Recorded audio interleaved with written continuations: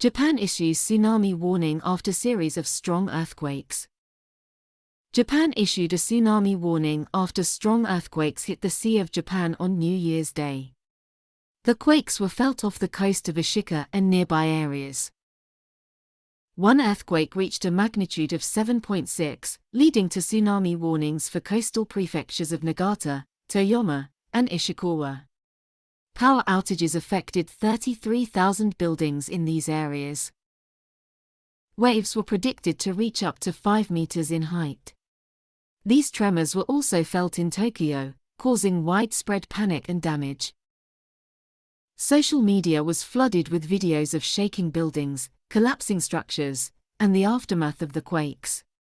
The highest wave detected was around 4 feet at Wajima Port. Damage included fires, injuries from falling debris, and collapsed buildings. Numerous people were reported trapped under the rubble in Wajima City. Landslides, road cracks, and more collapsed homes were reported in other cities, including Nanao and Suzu. Dramatic footage captured a 2-story house collapsing in Suzu.